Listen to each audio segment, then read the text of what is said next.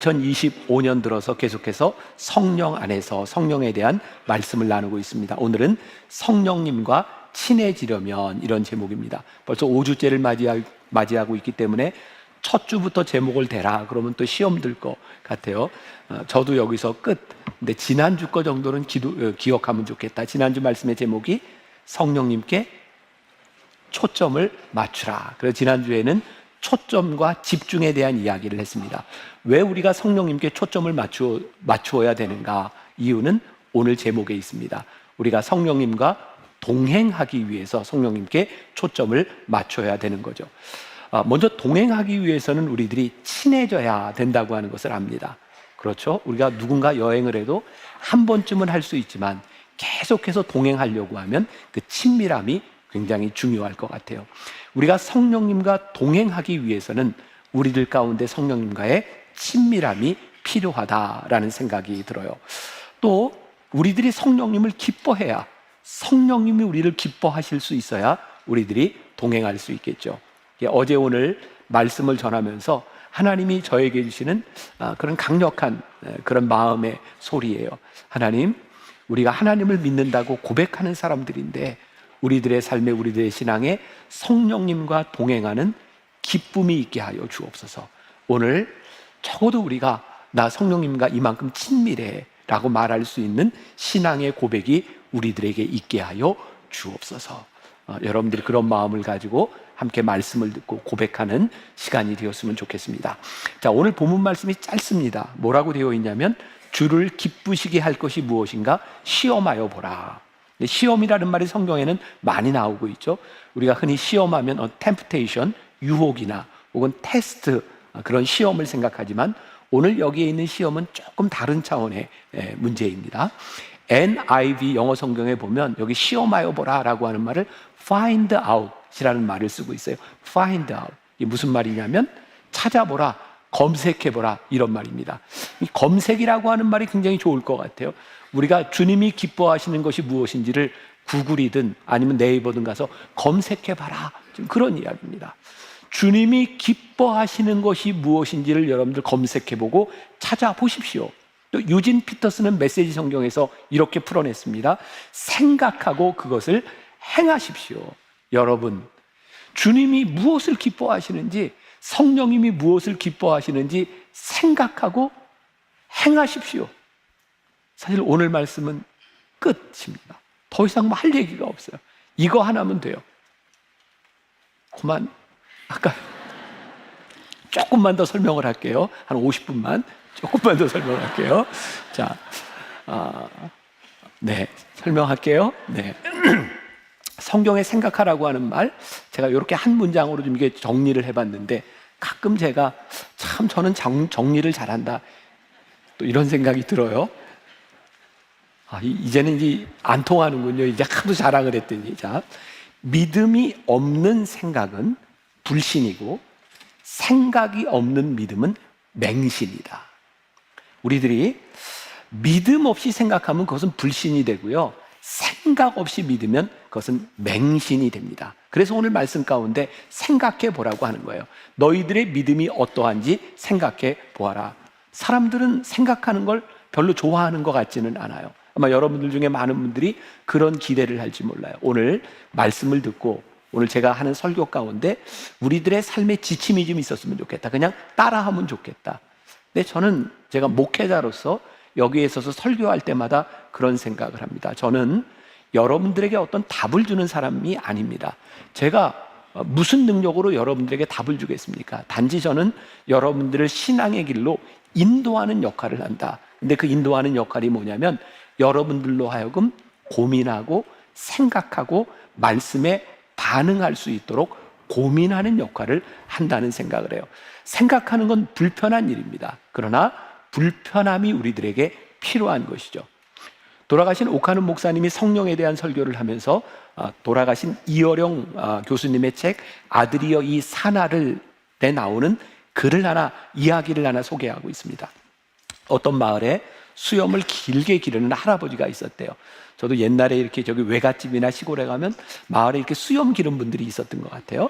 30년을 수염을 기른 분인데 어느 날 동네 아이가 할아버지에게 와서 이렇게 물었답니다. 할아버지는 주무실 때 수염을 이불에 넣고 주무세요? 빼고 주무세요?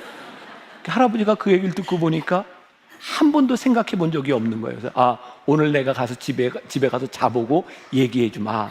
그리고 집에 가서 이렇게 잠을 자는데 수염을 이렇게 이불 속에 넣어놓으니까 너무 답답하고, 수염을 빼놓으니까 뭔가 좀 이상하고, 내가 수염을 넣고 잤는지 빼고 잤는지 생각이 잘 안 나는 거예요. 그런데 문제는 뭐냐면 그걸 생각하는 순간 복잡해지기 시작하는 거죠.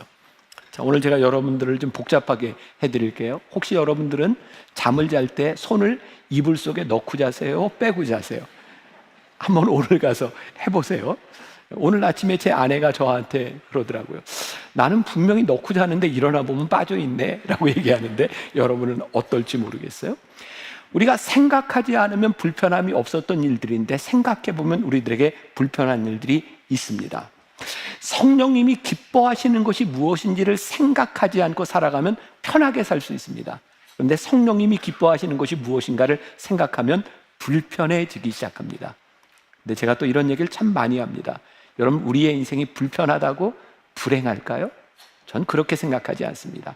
때때로 불행한 것이 우리를 올바로 인도하고 행복하게 만들 수도 있다는 생각을 해요. 또 우리는 누군가를 이렇게 기쁘게 하려고 노력했지만 그것을 기쁘시게 하지 못하는 경험들을 하기도 합니다. 예를 들면 제가 친한 목사님 부부가 있어서 한 번은 이제 그분들을 위해서 제가 알고 있는 영화배우 중에 하나가 주연을 맡은 영화가 있었고, 시사회를 해서 그 목사님 부부를 초청을 했어요. 굉장히 특별한 대우를 받을 수 있는 그런 기회라 좋아할 줄 알았어요. 근데 문제는 그 영화가 조금 무서운 스릴러 영화인데, 그 사모님은 그런 공포 영화나 스릴러를 못 보는 분이에요.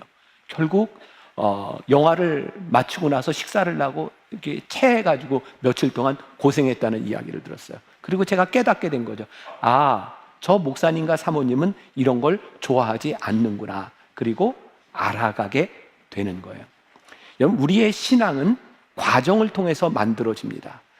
우리들이 하나님을 기쁘시게 한다고 하는 것이 하나님을 기쁘시게 하지 않을 수도 있습니다. 그러나 우리들이 하나님을 기쁘시게 하려고 노력하면서 하나님이 어떤 분이신지를 알아가게 되고 성령님이 기뻐하시는 일을 우리들이 하게 되는 거죠. 여러분, 성령님을 기뻐하시게 한다. 우리 신앙이라고 하는 것은 우리가 원하는 곳에 하나님이 나를 좀 맞춰주세요 라고 하는 것이 아니라 하나님이 원하시는 곳에 우리들이 맞춰가는 것이 신앙입니다. 우리가 성령님과 동행하려면 성령님 나와 함께 가주세요, 내 뜻대로 가주세요가 아니라 성령님이 가시는 길에 우리들이 동행할 수 있을 때 우리는 성령님과 친밀해질 수 있는 거예요. 알아갈수록 커지는 기쁨을 우리들이 경험하고 살아가는가. 제가 요즘은 이렇게 늘 불렀던 찬송과 찬양 중에도 이전에는 그 의미를 잘 모르고 불렀는데 참 좋다 이렇게 느껴지는 것들이 있어요. 그 중에 하나가 잘 아는 찬양이죠. 주와 같이 길 가는 건 즐거운 일 아닌가. 우리 주님 걸어가신 발자취를 밟겐 한 걸음 한 걸음 주 예수와 함께 날마다 우리 걸어가리. 너무 좋잖아요. 주와 같이 길 가는 것 즐거운 일 아닌가. 여러분들에게 그런 도전을 좀 줄 수 있을 것 같아요. 여러분, 주와 함께 길 가는 것이 좋으세요? 너무 기쁘세요? 우리들이 신앙생활을 하면서 하나님을 믿는데 하나님과 함께하는 동행의 기쁨을 누리지 못한다고 하면 우리 신앙생활 잘못하고 있는 것 같아요. 사도 바울이 왜 에베소에 있는 교인들에게 오늘 이 편지를 썼을까요? 여러분, 주님이 기뻐하시는 것이 무엇인지를 시험해 보십시오. 생각해 보십시오. 왜 이 편지를 쓰고 있는가? 사도 바울이 있었던 그 시대에 에베소 교회에는 성경이 없었어요. 우리들은 지금 많은 것들을 성경에서 찾을 수 있습니다. 아, 하나님이 기뻐하시는 것이 이런 것이고 하나님이 우리들에게 이런 말씀을 하시는구나. 근데 그 당시에는 성경이 없었기 때문에 사도 바울이 에베소에 있는 교인들에게 여러분, 주님이 기뻐하시는 것이 무엇인지를 시험해보고 여러분들이 그렇게 한번 살아보십시오. 그럼 여러분들의 삶에서 인격적으로, 여러분들의 삶에서 구체적으로 성령님이 어떤 분이신지 하나님이 어떤 분이신지를 알아가게 될 것입니다. 여러분들에게 주고 싶은 도전이에요. 우리는 신앙생활 하면서 하나님이 기뻐하시는 것이 무엇인지를 찾아보면서 그 기쁨을 우리들이 누리고 살아가는가. 이번 주에 이렇게 명절 기간이라 저도 이제 집에 이제 있었는데 제 여동생 조현철 목사라고 혹시 아세요? 조현철 목사 사모가 제 여동생이에요. 몰랐나 알았나 모르겠다. 근데 제 여동생이 저한테 그러는 게 오빠. 제 여동생은 한 번도 나한테 목사님이라고 부른 적이 없어요. 오빠. 오빠는 왜? 지금 이 7번 성령님에 대한 시리즈를 지나는 동안 지금 우리가 하고 있는 하나님의 시선 그 말씀과 이렇게 맞아가고 있는데 교인들한테 그 얘기를 한 번도 안 하냐고. 사실은 저도 이 하나님의 시선 이 묵상을 오늘 새벽에도 저는 이제 오늘 거 묵상을 하고 왔어요. 정말 기가 막히게 제가 의도적으로 이 말씀을 이렇게 맞춰서 준비한 게 아닌데 어쩌면 이렇게 맞아떨어져 가나. 그런 거 아세요? 모르세요? 알고 있는 거죠? 정말 퍼펙트하게 하나님이 이 말씀을 맞춰주고 계시는구나. 우리들이 성령님의 임재, 성령님과 함께 동행하려고 할 때 하나님은 우리들에게 말씀을 통해서 우리들에게 여러 것을 통해서 우리들에게 말씀해 주시고 있는데 우리들이 그 말씀에 서 있는가? 우리들이 말씀을 묵상하며 살아가는 것이 성령님과 동행하는데 얼마나 중요한 것인지를 우리들이 알고 살아가고 있는가? 오늘 여러분들에게 묻고 싶은 거예요. 여러분들은 성령님과 친해지고 싶으세요? 성령님과 친해지고 싶으세요? 그러면 성령님과 친해지기 위해서 우리들은 무엇을 하고 살아가고 있는가? 지난 몇 주 동안 제가 요셉과 마리아에 대한 이야기를 몇 번 했습니다. 명절에 예수님과 함께 예루살렘에 왔던 요셉과 마리아가 집으로 돌아가는 길에 하루길쯤 갔는데 보니까 예수님이 안 계셨어요. 그래서 요셉과 마리아가 어떻게 다시 예수님이 계시는 예루살렘으로 가고 거기에서 예수님을 데리고 함께 동행하게 되는 거예요. 아주 쉬운 이야기인데 중요한 진리를 하나 깨닫습니다. 우리의 삶에 성령님이 주님이 우리들과 동행하지 않고 있다고 느끼는 순간 우리들이 어떻게 해야 될까요? 성령님이 계시는 곳에 우리들이 가야 되는 거예요. 이 와이파이라고 하는 게 참 좋은 예를 이렇게 보여주는 것 같아요. 저는 설교를 하다 성령님의 임재 범위라고 하는 표현을 썼는데 우리들이 성령님의 임재 범위 안에 있을 때 우리들이 성령님과 동행해요. 와이파이가 쫙 있는데 이게 잡히는 데 있어야 와이파이가 검색이 가능한 거죠. 오늘 여러분들에게 묻고 싶은 거예요. 우리는 일상을 살아가며 성령님의 임재 범위 안에 있는가? 이것이 물리적인 거리를 이야기하는 것이 아니라 오늘 우리가 예배하고 말씀 듣고 찬양하고 기도하는데 성령님과 친밀해지기 위한 성령님의 임재 범위 안에 있는가를 우리들이 생각해 보라. 우리가 성령님과 동행하기를 원한다면 성령께서 우리를 위해 길을 바꿔주십시오 라고 기도하는 것이 아니라 성령님이 역사하시는 방향에 우리들이 서 있을 때 우리들이 성령님과 동행할 수 있다. 자, 오늘 말씀의 주제, 우리가 성령님과 친밀해지기 위해서 왜 우리들이 성령님께 맞추어야 될까요? 성령님이 우리에게 맞추는 것이 아니라 왜 우리들이 성령님께 맞추어야 될까요? 우리들이 성령님과 친밀해지면 성령님께 우리들을 맞추면 우리가 주님의 성품을 닮아가게 되어 있어요. 예수님께서 이 땅 위에 사역을 하실 때 사람들이 당신 뭐 하는 겁니까? 라고 하면 예수님은 이렇게 말씀하셨어요. 아버지께서 일하시니 나도 일한다. 아버지께서 일하시는 곳에 동참할 때 아버지의 성품이 나타나는 거예요. 성령님이 일하시는 곳에 우리들이 동참할 때 성령님과 친밀함과 성령님의 역사가 우리들 가운데 나타나는 거예요. 다시 말하면 성령님께 순종할 때 성령님의 성품이, 주님의 성품이 우리들에게 나타나요. 그런데요, 우리들이 신앙생활을 하면서 순종한다라고 하는 말은 언제 적용이 되는지 아세요? 그냥 우리들이 옳은 길을 가고 있을 때 그런 때는 별로 순종이 우리들에게 크게 와닿지 않습니다. 그런데 우리들이 고민하는 순간이 있어요. 내가 가는 길을 정확히 알지 못하고 이게 옳은 길인지를 고민할 때 그때 순종이 우리들에게 필요한 거죠. 순종이 어려운 이유는 우리들이 명확하게 옳은 길을 가고 있을 때가 아니라 우리들의 길이 모호해서 성령님이 원하시는 길이 무엇인지를 잘 알지 못할 때 그때 우리들에게 순종이 필요한 거예요. 예를 들어서 우리들이 여행을 하는데 제가 젊은 시절에는 이거 뭐야 이게 내비게이션 이런 거 없던 시대잖아요. 제가 미국 살 때 여행을 하려고 하면 트리플 A라고 하는 곳에 가서 지도를 이렇게 받아다가 지도를 보면서 이렇게 여행을 했던 기억이 나요. 길을 가다가 길을 잃으면 우리들이 지도를 봐야 되는 거예요. 그리고 혹 누가 길을 아는 사람이 있으면 물어봐야 되는 거예요. 물어볼 사람도 없고 지도를 봐도 모르겠다면 그 길을 아는 사람이 있을 때까지 때로 우리들이 기다려야 되는 거예요. 우리들이 성령님께 순종한다고 하는 것은 우리들의 마음대로 살아가는 것이 아니라 우리들이 성령님을 기다리는 거고 그것이 이제 순종한. 성경은 우리들에게 이 길을 가르쳐주는 지도와 같은 거예요. 우리들에게 성령님이 어떤 분이신지 알 수 있도록 우리들에게 성경을 허락해 주셨어요. 분별해 주도록. 그런데 문제는 우리들이 이것을 이 성경을 우리들이 보면서 성령님이 어떤 분이신지를 우리들이 깨달아 살아가고 있는가. 저는 우리 만날교회가 우리 성도들에게 큰 축복으로 함께하고 있는 게 있다고 생각해요. 그게 뭐예요? 아침마다 묵상하는 거예요. 제가 왜 자꾸 여러분들에게 묵상을 강조하는가? 저도 제 목소리로 들어요.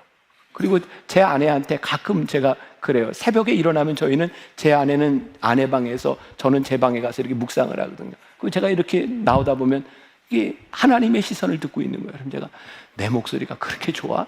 들어도 또 좋아? 네, 그렇게 물어봐요.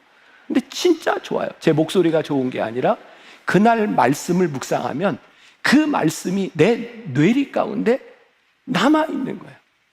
그리고 그 말씀으로 인하여 성령님이 기뻐하시는 것이 무엇인지를 생각하며 우리들이 살아가게 되는 거예요. 우리가 하나님의 뜻대로 살아간다, 성경 말씀을 안다, 우리가 하나님을 영화롭게 하기 위한 우리들의 인생의 목적을 가지고 있다라고 하는 것이 우리들의 삶을 온전하게 인도해 줄까요? 전 그렇게 생각하지 않아요.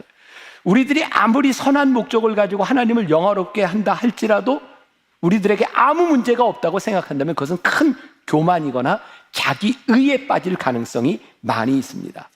그래서 우리들이 성령님과 친밀해지기 위해서 주님이 어떤 분인지를 알기 위해서 끊임없이 우리들이 검색해봐야, 생각해봐야 되는 거예요. 성령님이 기뻐하시는 것이 무엇인지를.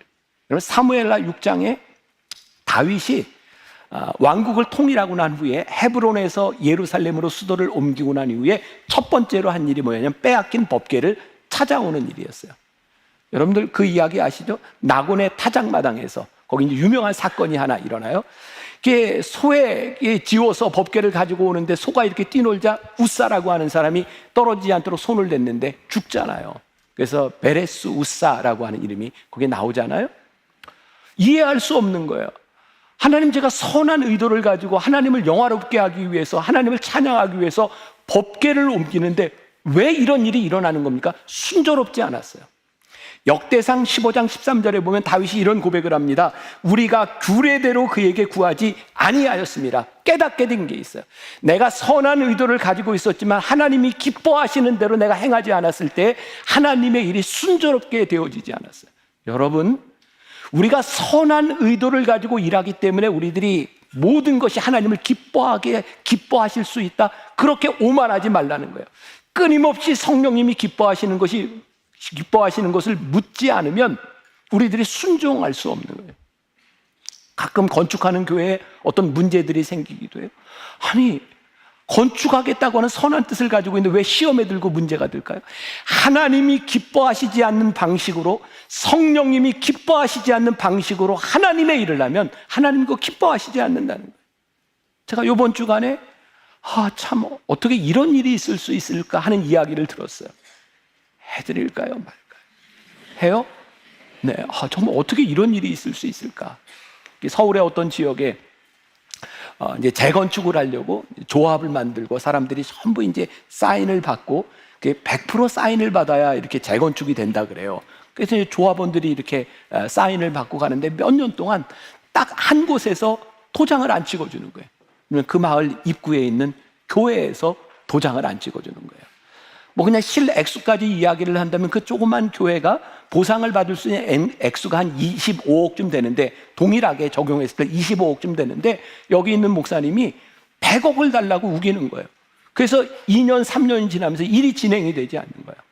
100억을 받아야 되는 이유는 그 보상을 받아서 교회를 지려고. 결국은 협상을 해도 안 돼서 제 친구 목사님이 중간에서 들어가서 중재를 하게 되었고, 100억보다는 조금 못 미치는 그런 돈을 가지고 협상이 돼서 이제 공사에 들어가게 된다는 거예요. 제 친구 목사님이 그런 얘기를 하더라고요. 저렇게 교회를 지면 영혼을 잃어버릴 텐데, 저 돈으로 아름답게 교회를 줘도 이 마을에 있는 사람들이 교회에 가지 않을 텐데, 내가 뻔듯한 교회를 짓는다고 해도 그 영혼을 잃어버린다면 그게 제대로 된 일인가? 저는 그 이야기를 들으면서 무섭다는 생각이 들었어요. 우리들이 하나님을 위하여라고 하는 말 가운데, 우리들의 신앙의 정도를 따라 우리들이 올바로 한다고 행하는 일 가운데 하나님이 기뻐하시지 않는 일들을 우리들이 얼마든지 행할 수 있다. 우리들이 하나님의 일을 하면서 일이 풀리지 않거나 하나님의 일을 하면서 오늘날 우리들에게 근심이 찾아왔다면 그 하나님이 기뻐하시지 않는 일이다. 다윗이 시편 27편 4절에서 이런 고백을 합니다. 내가 여호와께 바라는 한 가지 일, 그것을 구하리니 곧 내가 내 평생의 여호와의 집에 살면서 여호와의 아름다움을 바라보며 그의 성전에서 사모하는 그것이라. 성전에서 사모하는 그것이라. 이게 건물의 성전을 의미하지 않는다는 걸 우리가 알고 있죠. 다윗의 인생 가운데 다윗이 얼마나 위대한 사람이었어요. 그 위대한 다윗이 하나님을 벗어나서 범죄할 수 있었던, 하나님이 기뻐하시지 않은 일을 했었던 그의 무서움을 알기 때문에, 하나님, 제가 성전을 사모하며 하나님 기뻐하시는 일을 할 수 있도록 그거 제가 한 가지 구하겠습니다 라고 말하고 있는, 우리가 성령님과 친밀해져야 우리들의 삶에서 예수님 닮은 성품이 나타나는 거예요. 제가 이렇게 만나게 목회를 하고 이렇게 설교를 하면서 저 스스로 고민되는 때가 참 많아요. 교인들한테 이렇게 믿으라, 예수 믿고 구원받으라, 이런 얘기를 참 많이 해야 되는데, 저는 제 눈에 보이는 건 예수를 믿고 예수님 성품 닮아가는 사람이 좀 많았으면 좋겠어요.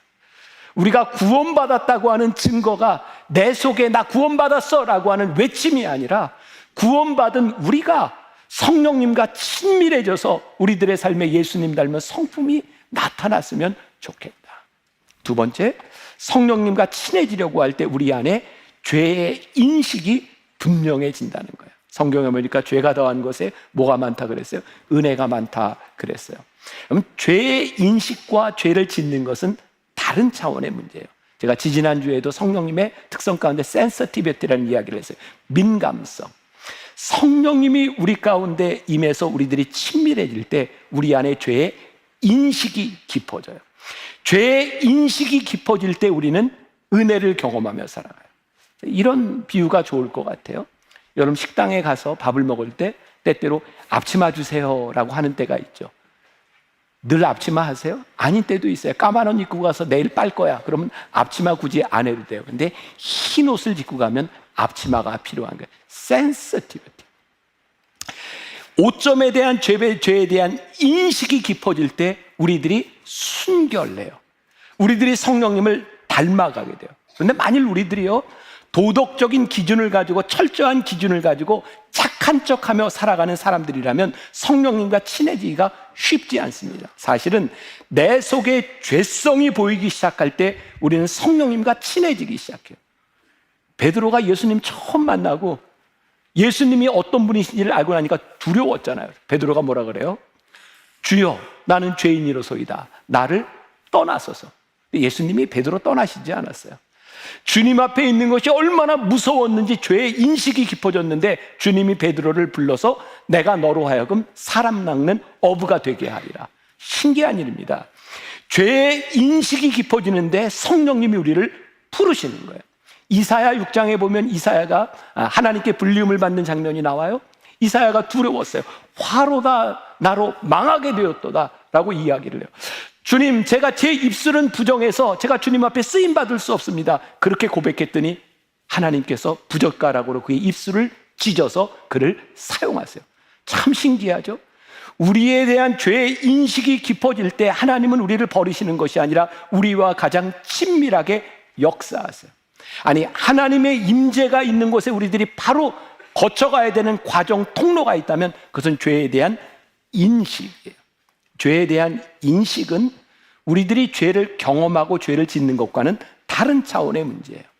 우리들은 죄를 짓는 사람들을 많이 봅니다. 그 죄라고 얼마든지 이야기할 수 있습니다. 그런데 성령님과 친밀해지면 성령님께서 우리들에게 죄의 인식을 주시는데 그게 뭐냐면 내가 지금 생각하는 것과 네가 지금 하고 있는 일을 성령이 기뻐하지 않으시오. 우리들이 죄를 짓기 전에 성령님이 기뻐하시지 않는 것을 우리들에게 알려주셔서 우리들의 마음을 불편하게 하세요. 제가 이런 표현도 종종 하죠. 하나님, 말씀을 들을 때 우리의 마음이 불편해지는 은혜가 임하게 하여 주옵소서. 참 신기합니다. 성령님이 우리를 불편하게 하시는 것이 얼마나 큰 은혜인지 몰라요. 왜? 성령님이 기뻐하시지 않는 것을 우리들이 감지하게 되고 우리의 마음이 불편해지고 성령님의 불편함을 우리들이 감지하게 될 때 우리는 더 이상 죄로 나가지 않고 실수하지 않고 고통당하지 않기 때문에. 그래서 우리들의 죄의 인식이 깊어져서 성령님이 근심하시는 것이 무엇인지를 생각하게 될 때에 우리들에게 하나님의 은혜를 경험하게 되는 거예요. 저는 오늘 여러분들의 그런 도전을 좀 드리고 싶어요. 여러분 일주일 동안 나가서 살아가는 동안 성령님, 제가 성령님과 친밀해지고 싶습니다 라고 할 때에 여러분들에게 깊어지는 죄의 인식, 야, 이거 내가 참 마음이 불편하다. 성령님께서 우리들의 마음을 불편하게 하시는 축복이 여러분들에게 있기를 간절히 소원합니다. 세 번째로, 성령님과 친해지고자 할 때 우리의 마음 속에서부터 더 큰 기름 부음에 대한 열망이 생긴다. 그런데 제가 생각할 때 제일 중요한 이야기 같아요. 성령님과 친해지려고 할 때 우리들 속에 열망이 생긴다. 이 열망은 어떤 이기적이고 자기 욕망적인 것하고는 다른 차원의 문제인 것 같아요. 성령의 기름 부으심을 우리들이 열망하기 시작할 때 우리들 속에서 어떤 현상이 나타나는가? 더 큰 기름 부음을 갈망하게 된다는 것은 하나님, 성령님의 임재 앞에서 내 삶의 패턴을 바꾸겠습니다 라는 고백이에요. 성령님 임재에 대한 큰 갈망이 우리들 가운데 임하게 될 때 성령님의 임재를 내가 환영합니다 라고 하는 고백이에요. 성령님의 임재를 내가 환영합니다 라고 하는 고백 가운데는 하나님, 제 삶에 다른 이유를 만들지 않겠습니다 라고 하는 고백이에요. 제가 어떤 집에를 갔어요. 갔는데 그 집주인이 저에게 목사님 오셨어요, 너무너무 환영해요 이러는 것과 목사님 환영해요 이런다고 다르지 않겠어요? 저는요, 성령님이 우리를 기뻐하시는 게 저는 그런 인격적인 차원이라고 생각해요. 성령님 제가 너무너무 환영해요. 성령님 내 안에 오세요. 그때 성령님이 우리를 기뻐하신다. 성령님이 우리 가운데 오시는 것에 대한 갈망은, 그 갈망이 있을 때 우리들의 삶의 패턴을 바꾸어주는 역사가 일어난다. 갈망함에 우리들이 성령님의 환영함을 우리들이 표현할 때 성령님이 우리를 기뻐하신다. 진부한 우리들의 삶의 습관이 아니라 성령님의 임재를 기뻐할 때 우리들의 삶의 방식을 바꾸는 역사들이 일어난다. 성령님과 동행한다고 하는 것은 어떤 부채의식이나 의무감 같은 것이 아니라 성령님과 함께 누리는 기쁨을 우리들이 표현하는 것, 그것이 성령님과 가까워지는 것에 대한 표시이다. 은혜, 하나님의 은혜라고 하는 책에 자비와 은혜에 대한 차이를 이렇게 얘기하고 있어요. 기독교의 하나님은 그냥 내가 한 일에 대하여 너를 벌하지 않겠다라고 하시는 게 아닙니다. 그건 자비지요. 그분은 극적으로 한 걸음 더 나아가 우리에게 영광스러운 것을 주십니다. 완전한 용서와 완전한 삶을 순전히 선물로 주십니다. 그건 마치 나쁜 짓을 하다가 걸린 아이가 부모가 그냥 봐주는 정도가 아니라 한없이 사랑하기에 아이스크림까지 주는 것과 같습니다. 또 이런 예를 들어요. 어떤 사람이 운전을 하고 하다가 교통경찰에게 잡혔어요. 한번 봐주세요. 그랬더니 교통경찰이 네, 그냥 가세요. 이건 자비입니다. 그런데 한번 봐주세요. 그랬더니 네, 봐주죠. 뭐 그러더니 지갑에서 딱 10만 원을 꺼내주면서 쓰세요. 이거 은혜입니다. 우리들이 마땅히 받아야 될 것이 아니라 우리들이 기대할 수 없는 것을 주시는 것에 대한 기쁨입니다. 성령님께서 우리들과 동행하실 때, 우리들이 성령님과 친밀해질 때 우리들에게 나타나는 현상이 뭐냐?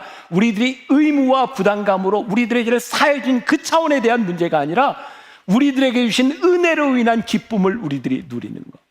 제가 이런 표현을 자주 쓰잖아요. 날 우리 예수 믿는 사람이 참 행복하고 기뻤으면 좋겠다. 며칠 전에 하나님의 시선에서 거룩함에 대한 이야기를 했는데 기억나세요? 하세요. 내일 아침부터 다시 한번 시작해보세요. 그 거룩함에 대해서 이런 얘기 하잖아요. 하나님이 우리를 부르신 이유는 우리가 거룩하라고 우리를 부르신 게 아닙니다. 우리는 신앙생활을 하면서 거룩에 대한 부담감을 가지고 우리들이 거룩하기 위해서 노력을 합니다. 이거 잘못 이해하면 큰일 나요. 거룩함은 우리들이 거룩함을 이루기 위한 부담이나 의무가 아니라 하나님의 부르심에 따라 살아가다 보면 거룩함에 대한 결과를 가지게 되는 겁니다. 우리는 거룩하기 위해서 부담 있는 사람이 되는 것이 아니라 주와 함께 기쁨으로 살아갈 때 우리들의 삶이 거룩해지는 결과를 맞이하는 것, 그것이 주님과 함께 동행하는 친밀한 사람의 모습입니다. 우리 예수 믿는 게 거룩함을 만들기 위해서 살아간다면 얼마나 힘들겠어요. 그런데 주와 함께 성령의 임재를 기대하며 성령님 나와 함께 해주세요, 동행해 주세요, 성령님이 기뻐하시는 일이 무엇인지를 생각하며 살아갈 때 우리의 삶이 거룩해진다. 이 거룩함은 완전함을 의미하는 게 아니에요. 만약에 완전함을 이야기한다면 저는 설교할 자격이 없는 사람이에요. 근데 하나님이 우리를 거룩하게 만드시는 것에 대한 기쁨에 대한 이야기죠. 하나님의 은혜는요, 우리들의 죄의 크기에 의해서 좌우되지 않아요. 참 복음이에요. 우리들이 지금 어떤 모습이냐가 중요한 것이 아니라 하나님의 은혜는 우리들 모두에게, 주님을 기쁘시게 하는 성령과 동행하는 삶을 살아가는 모두에게 우리에게 주시는 기쁨이 있다. 올 7월에 올 8월이군요. 우리 이열치열 부흥회 강사로 오실 목사님인데 미국 뉴저지 온누리교회 담임하는 목사님이에요. 연초에 저하고 잠깐 이렇게 만나서 이야기할 기회가 있었는데 그 목사님이 올 초에 교회에서 신년 집회를 했던 모양이에요. 교인들에게 미션을 줬습니다. 이 집회 기간 동안 여러분들 시편 119편을 필사하세요. 아무 느낌이 없는 분들은 시편 119편이 뭔지 모르는 거죠. 공부도 좀 하고 좀 성경에 대해서 좀 아셨으면 좋겠어요. 시편 119편이 무지하게 길어요. 네. 근데 그걸 쓰는데 문제는 교인들에게 한자도 틀리지 않고 틀리면 다시, 그래서 시편 필사를 요 기간 중에 하세요. 네, 단순히 노동을 시킨 게 아니라 한 해를 시작하면서 하나님의 말씀을 정성스럽게 대하며 시작하라는 미션이었고, 그리고 하루도 빠지지 않고 이 신년 집회를 매일 출석한 사람들에게 상을 주겠다고.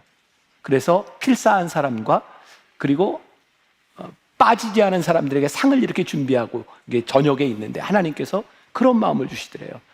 다 줘라. 나오는 사람 다 줘라.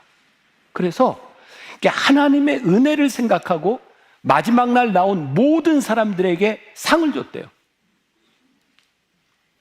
기뻐하지 않더래요. 시편 119편을 완전히 필사한 사람과 하루를 빠지지 않은 사람들이 기뻐하지 않더라는 거예요. 그때 이 목사님에게 포도원 품꾼의 비유가 생각났대요. 다 우리가 오후 5시에 온 사람인데 내가 누구보다 일찍 왔다는 이유만으로 하나님의 은혜를 기뻐하지 못하는 것. 우리가 성령님과 동행한다고 하는 것은요, 우리들이 쌓아오는 업적, 우리들이 무언가를 했던 노력으로 인하여 우리들에게 주시는 게 아니에요. 성령님이 우리들과 함께 하셔서 하나님과 우리들이 동행할 때 죄에 대한 인식 가운데서 우리와 함께 하실 때 우리들에게 주시는 기쁨, 그게 은혜입니다. 성령님과 동행은 진정으로 기뻐하는 마음, 우리들의 노력과 우리들의 어떤 업적으로 되어지는 것이 아니라 성령님이 우리들과 함께 하시는 것으로 인하여 우리들에게 주실 수 있는 그 기쁨이 무엇인가? 성령님과 친해지려면 성령님이 무엇을 기뻐하시는지를 생각해 보세요. 그리고 우리들이 성령님을 기뻐하시게 한다고 하는 것은 나의 업적이 드러나는 것이 아니라 정말 하나님의 영광이 드러나고 하나님이 어떤 분이신지를 아는 것을 목적으로 삼는다면 우리들의 삶이, 우리 교회가, 우리들의 신앙이 좀 달라지지 않을까.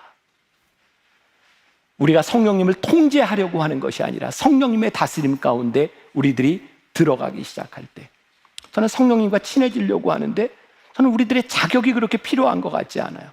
단지 성령님과 친해지고 싶은 마음이 있으면 성령님이 우리와 함께 해주시겠다. 우리들이 실수할 수 있어요. 괜찮아요. 성령님이 우리를 가르쳐 주실 거예요. 그래, 네가 나를 기뻐하고자 하는 마음이 있구나. 그런데 내가 기쁘지 않아. 우리들의 마음이 불편해져. 그때 하나님 이거 기뻐하시지 않는구나. 우리들이 알아가게 되는 거예요. 성령님께서 우리들을 기다리고 우리들을 가르쳐 주실 거예요. 성령님과 친해지려고 하면 성령님이 우리와 함께하여 주실 거예요. 오늘 여러분들에게 딱 하나, 일주일을 살아가는 동안 이런 마음이 있었으면 좋겠어요. 더 큰 기름 부으심에 대한 열망. 그래서 성령님을 바라보며, 성령님, 제가 성령님을 환영합니다. 제 삶 한가운데서 성령님이 기뻐하시는 일들이 이루어지기를 원합니다. 성령님을 환영하는 역사가 여러분들 가운데 있었으면 좋겠다. 제가 어제 그제 교인들하고 오늘은 인사를 안 했네요. 이렇게 손을 들면서 인사할 때 보름달이 떴어요. 이렇게 인사를 해서 설진하고 이렇게 보름달. 이게 별로 느낌이 없으시군요. 여러분들 지금 아주 좋아요. 근데 제가 그런 생각을 했어요. 하나님, 우리 성도들이 일주일 성령님과 친밀해서 동행하는 것 때문에 그 기쁨으로 인하여 정말 보름달 같은 모습으로 여기 기쁨으로 우리 성도들이 모이게 하여 주옵소서.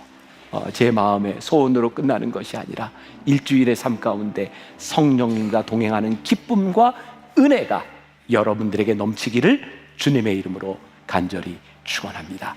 기도하겠습니다.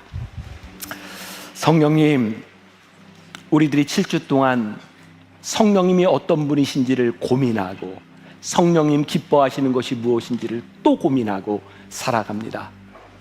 성령님 기뻐하시는 일로 인하여 우리의 기쁨이 되게 하여 주옵시고, 성령님과 함께 동행하는 것으로 인하여 우리들이 주님의 성품을 닮아가는 사람들이 되게 하여 주옵소서. 우리의 완전함을 자랑하는 것이 아니라 주님을 닮아가는 것에 대한 기쁨과 감격이 있는 사람들 되게 하여 주옵소서. 예수님의 이름으로 기도했습니다. 아멘. 공동기도문으로 말씀을 우리의 마음에 새기기를 원합니다. 자리에서 일어나셔서 함께 우리의 결단의 고백을 하나님께 드리겠습니다. 시작. 성령님, 저희 마음에 성령님과 동행을 향한 깊은 갈망을 주셔서 감사합니다. 의무가 아니라 기쁨 가운데 주님과 동행하길 원합니다. 먼저 우리가 죄를 떠나기를 결단합니다. 말씀을 기준 삼아 죄를 인식하고 주님과 친밀함에 어떠한 방해도 받지 않게 하소서. 때로 확신 없이 길을 걸을 때 말씀과 기도로 방향을 찾고 순종함으로 주의 길을 걷게 하소서. 주님, 이제 저희가 더 큰 기름 부음을 갈망합니다. 욕망이나 업적을 위한 것이 아닌 오직 성령님의 기쁨 되기 원합니다. 한 주간 내가 드러나지 않고 하나님의 영광만 드러나게 하소서. 성령의 통제 속에 나를 자발적으로 맡겨 하늘의 평안과 임재의 기쁨을 누리는 한 주가 되게 하소서. 노력으로 이루어내는 억지 동행이 아니라 은혜의 기쁨이 넘치는 동행이 되게 하소서. 예수님의 이름으로 기도합니다. 아멘. 내가 원하는 한 가지, 내가 원하는 한 가지, 주님의 기쁨이 되는 것. 내가 원하는 한 가지, 주님의 기쁨이 되는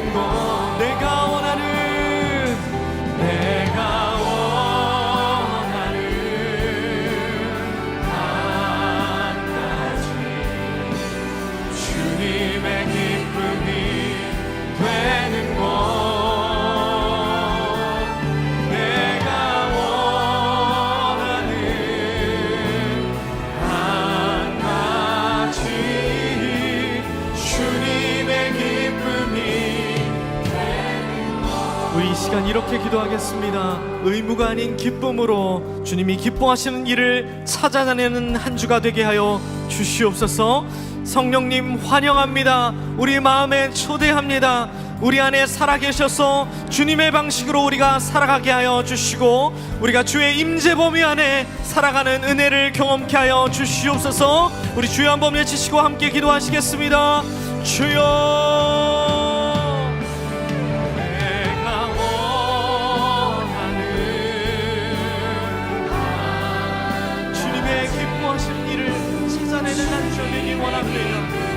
성령님 우리 마음에 환영합니다. 귀한 성령의 사람이 우리가 되기를 원합니다. 우리 안에 살아계셔서 역사하여 주시옵소서. 선한 듯 선하지 않은 우리의 욕심을 버리게 하시고 내 것을 내려놓게 하시고 하나님 영혼을 바라보는 하나님 마음을 저에게 허락하여 주시옵소서. 주님 우리가 주님의 임재 범위 안에 거하기를 원합니다. 주님이 기뻐하신 일을 찾아내기를 원합니다. 주님과 동행하는 우리 인생이 되게 하소서.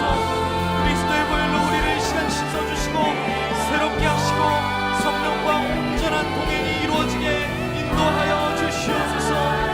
주의 은혜가 이 시간 넘치게 임하기를 원합니다. 주의 은혜를 찬양합니다. 할렐루야. 찬양하세. 할렐루야. 찬양하세. 내 모든 죄 사함받고 주 예수 동행하니 그 어디나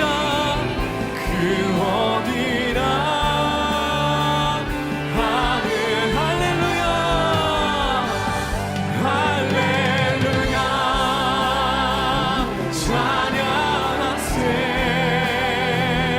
내 모든 죄 사함받고 성령님과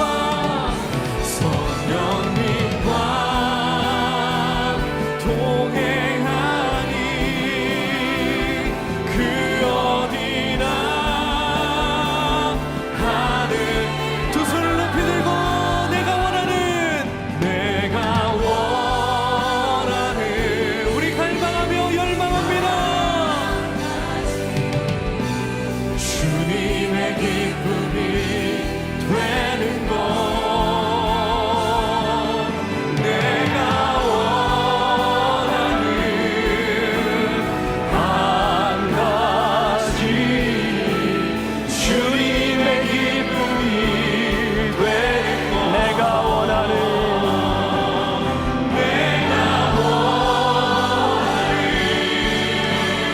한 가지.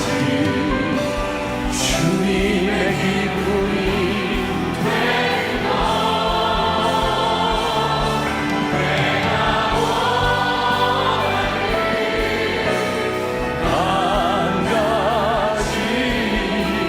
주님의 기쁨이 되는 것.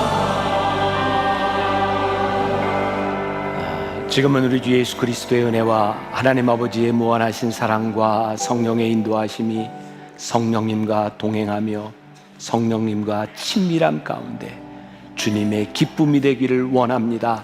다짐하며 이 세상으로 나가는 당신의 사랑하는 모든 백성들 위해 지금부터 영원까지 함께 하시기를 간절히 축원하옵나이다. 아멘.